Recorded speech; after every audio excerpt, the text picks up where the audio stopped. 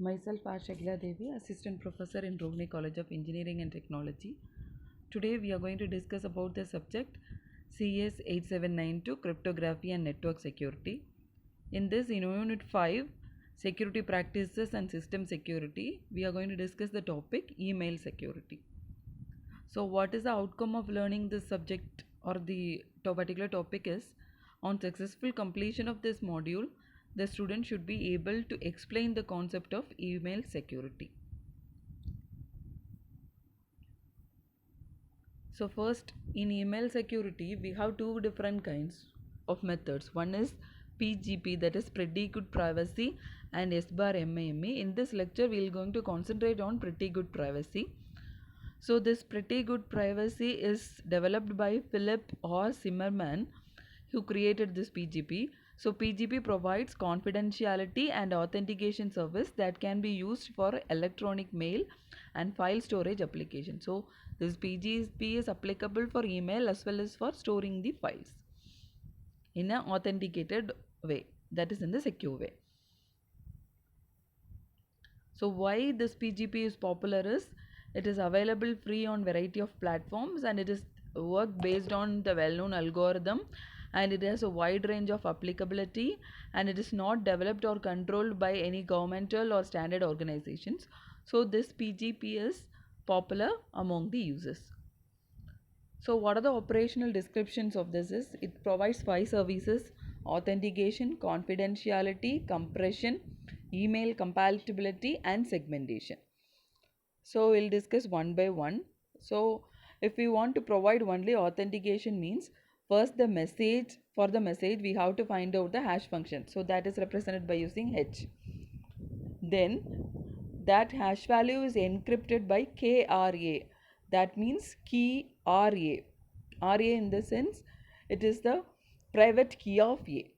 So it is encrypted, that hash value is encrypted by using the private key of A, that is the sender, and then the message and the encrypted hash value is combined. Then you have to apply Z. Z is nothing but compression. So you are going to compress the message. So the compressed message now consists of the message as well as the encrypted key value. Not the key value, encrypted hash value. Now you have to perform Z inverse, that is you have to decompress that, so that you will get the message and the encrypted hash value. So next you are going to check whether it's an authorized value or the message is sent from the authorized person or not. So how we can check is, you have to decrypt the hash value which is sent by the sender. So for decrypting the hash value, we have to use KUA, that means that is the public key of A. So we have encrypted the message by using the private key of A. So it should be decrypted by using the public key of A. So next you have to find out the hash value for the original message. Compare the given hash value as well as the computed hash value. If both are same, means we can say the message is from the authorized user. So this is a way how we can check authentication. And next is confidentiality. So how we can check the confidentiality is, for the message you have to find out Z. Z means you have to compress the message, and then you have to encrypt the message by using KS. KS means this is symmetric key. You are going to encrypt that compressed message by using symmetric key. Then after that, you are going to encrypt the key. Not only the message, you are going to encrypt the session key also. So you are going to encrypt the session key or the symmetric key by using KUB. What is KUB? KUB is nothing but it's a public key of B. So the session key is encrypted by using the public key of B. So that the encrypted message as well as the encrypted key is combined and it is given to the receiver side. So in the receiver side, what we are going to do is, first we have to decrypt that and you have to find out the key value, session key first. So for finding the session key, you have to decrypt that by using KRB. What is KRB is, it is the private key of B, because we have encrypted the session key by using the public key of B. So you have to decrypt that by using the private key of B. Then after getting the session key, by using the session key, you have to decrypt the original message and then decompress that so that you will get the final original message. So this is a way how we can achieve confidentiality.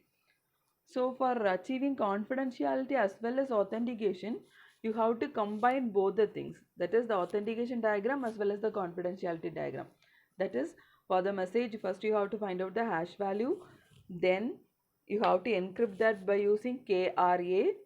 That means what is KRA? KRA is nothing but the private key of A, and then you have to combine the encrypted hash value as well as the message, perform compression. Then for the compressed message, you have to encrypt that by using the session key. Once again, the session key is encrypted by using KUB, which is the public key of B. Then in the receiver side, first you have to do the reverse process for that confidentiality. So you have to decrypt that session key which we have encrypted. For decryption, you are going to use KRB, that means the private key of B. Then by using the session key, once again you are going to decrypt the message. Finally, for achieving authentication, we have the message as well as the encrypted hash value. Compute the hash value for the original message, decrypt the hash value given, and compare both the hash value as well as the computed hash value. Decrypted, compare both the computed hash value as well as the decrypted hash value. If both are same, means we can say we can achieve both confidentiality as well as authentication. Okay, so this is about the services provided. And next, so how many services we have discussed is, so we have, what are the services we have? Authentication, confidentiality, compression, email compatibility, and segmentation. So we have discussed about the authentication, confidentiality and authentication. So next is compression. So the PGP compress the message after applying the signature but before encryption. So you have to compress the, always you have to compress the message after you apply the signature but before performing an encryption. So the placement of this compression algorithm is always critical. The compression algorithm is used, mostly it's used is SIB algorithm. Next is email compatibility. The scheme used is here, the for mostly for email compatibility we are using the radix 64 conversion. So this radix 64 conversion expands the message by 33%. And then is segmentation and reassembly. So we have often restricted a maximum message length as 50,000 octets. So the longer messages must be broken into several number of segments. So the PGB automatically subdivide the messages that is too large, and the receiver stripes all the email header and reassemble it back. So if it is a very longer message means we have to segment it. So in the receiver side, after removing the header, the receiver reassembles all the blocks and make it as a final message. And about the summary of PGP services, for digital signature you'll use the algorithms we have used is DSS or SHA algorithm, or we can use RSA or SHA algorithm. For message encryption we can use CAST or IDEA or 3-key or triple disk with Diffie-Hellman or RSA algorithm. For compression you can use SIB. For email compatibility we can use radix 64 conversion. Finally you can perform segmentation. So this is about the PGP as well as the PGP services provided. Thank you.